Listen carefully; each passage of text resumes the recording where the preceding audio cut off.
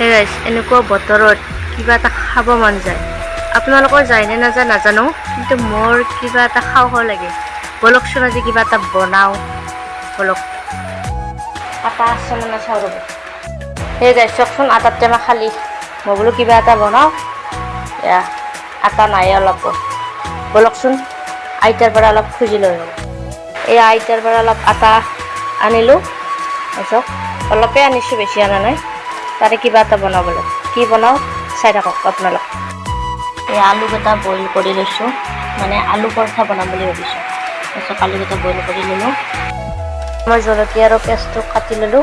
চাওকচোন সৰু সৰুকৈ কাটি ল'লোঁ। ইয়াত চাওক আটাখিনি আৰু বইল কৰি লওঁ আলুখিনি, তাত পিঁয়াজ জলকীয়াখিনি ইয়াতে মিশ্ৰণ কৰি লৈ তাৰপিছত সোৱাদ অনুযায়ী অলপমান জিৰা দিলোঁ। তাৰপিছত ইয়াত গৰম মছলা অলপ দিলোঁ। তাৰপিছত ৰংটো মানে ভাল হোৱাৰ কাৰণে অলপ মিৰ্চি পাউডাৰ দিলোঁ। ইয়াৰ সোৱাদ অনুযায়ী নিমখ অলপ দিলোঁ। তাতে এটা মানে কণীও ভাঙি দিলোঁ। ইয়াৰ চাওক কি ধুনীয়া এটা মিশ্ৰণ কৰি ল'লোঁ। তাৰপিছত ইয়াৰ টাৱাখন বহাই দিলোঁ। বহাই কিনে তেল অলপ দি কিনে ইয়াৰ চাওকচোন পৰঠা কি ধুনীয়া হৈছে। এয়া গাখীৰ দিয়া চাহৰ লগত মোৰ আলুৰ পৰঠা ৰেডি। কি ধুনীয়া লাগিছে খাই।